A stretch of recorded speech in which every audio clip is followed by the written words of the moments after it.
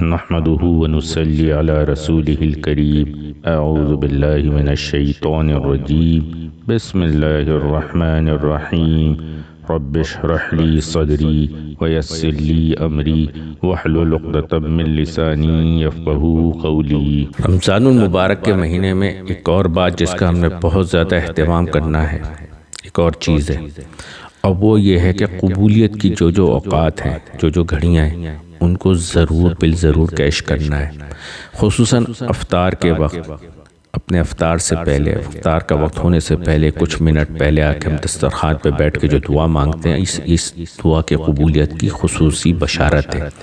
تو اس وقت کو ہم نے اہتمام کے ساتھ کیش کرنا ہے، اور ضرور بالضرور کچھ منٹ پہلے آ کے ہم نے دسترخوان پہ بیٹھ کر اللہ سے اپنی دنیا اور آخرت کی ساری دعائیں، جو حاجات ہیں، ان کو اللہ سے مانگنا ہے۔ اسی وقت ایک اور قبولیت کا وقت جمع ہو رہا ہے۔ جیسے ہی افطار کا وقت ہو جائے اور ہم روزہ کھول لیں تو ساتھ ہی مغرب کی اذان ہو جاتی ہے۔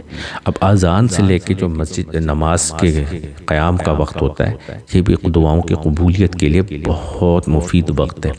اور اس کے لیے اذان کے بعد کی جو دعا ہے، اللہم رب هذه الدعوة التامة والصلاة القائمة وآت محمدا الوسيلة والفضيلة وابعثه مقاما محمودا الذي وعدته إنك لا تخلف الميعاد۔ اس دعا کا اہتمام کرنا ہے اذان کے بعد۔ اس پر اللہ کے رسول صلی اللہ علیہ وسلم کی شفاعت روز محشر انشاءاللہ لازم ہو جائے گی، ہم پر واجب ہو جائے گی انشاءاللہ۔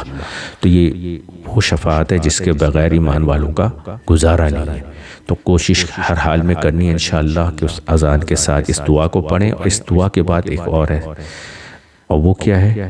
ایک تو چھوٹی سی ایک دعا ہے، اللہم انا نسألک العفو والعافیہ والمعافاة فی الدنیا والآخرہ۔ اس دعا کا وہ لوگ خصوصی طور پہ اہتمام کریں۔ ایک تو رمضان کا مہینہ، پھر اسی وقت افطار کیا ہے، پھر افطار کے بعد مغرب کی اذان ہوئی ہے، تو اس کے بعد یہ دعا کا اہتمام، اذان کی دعا کو دے کے یہ دعا مانگنا، اللہم انا نسألک العفو والعافیہ والمعافاة فی الدنیا والآخرہ۔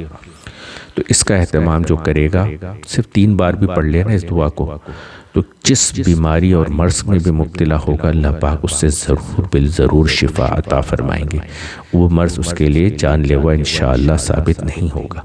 تو اپنے لیے بھی، اور جو اپنے قریب میں، عزیز و اقارب میں کوئی بیمار ہو، ایسی بیماری ہو جس کے وجہ سے بہت زیادہ پریشانی ہو، تو اس دعا کا اہتمام کریں، ان کو بھی کہیں اور خود بھی پڑھ کے ان کی طرف سے بھی دعا کر لیں۔ تو یہ اللہ کی جانب سے انشاءاللہ شفا کے لیے ایک بہت مؤثر دعا ہے، اور وقت قبولیت کا ہے، کیونکہ یہاں پہ رمضان میں آ کے 70 سے ویسے ہی ملٹی پلائی ہو رہا ہے، تو یہاں پہ قبولیت بہت زیادہ بڑھ جاتی ہے۔ تو اس وقت کو ضائع ہونے سے بچانا ہے اور خوب دعا کا اہتمام کرنا ہے۔ تو افطار کے بعد بھی ہم نے دعا کرنا ہے، کچھ نہ کچھ وقت مل ہی جاتا ہے جماعت سے پہلے، اور گھر میں خواتین اگر نماز پڑھ رہی ہیں تو ان کے پاس تو ٹائم ہے ہی، تو چھوٹی سی دعا پڑھ کے پھر مغرب کی نماز ادا کریں۔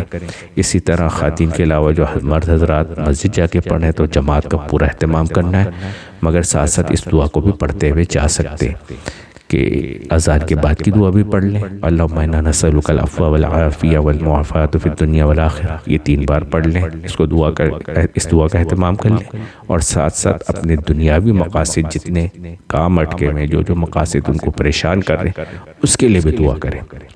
اسی طرح بخشش و مغفرت اور آخرت کی جتنے منزلیں، ان میں اللہ کی رحمت کی دعا، اللہ کی رحمت سے سارے منازل کے آسان ہونے کی دعا، بخشش و مغفرت اور جنت، اور ہمیشہ کے لیے جہنم سے بچا لیا جائے، اس بات کی دعا خصوصی طور پہ کریں۔ اللہ پاک ہم سب کے لیے اس مہینے رمضان المبارک کے مہینے کو خیر و برکت اور دنیا اور آخرت کی ساری نعمتوں کے حصول کا ذریعہ بنا دے۔ اللہم آمین۔ وآخر دعوانا الحمد للہ رب العالمین۔ اس چینل ڈسکشن وتھ مرشد روبل خان کو سبسکرائب کیجئے اور اپنے فیملی اینڈ فرینڈ زون میں اسے شیئر کیجئے۔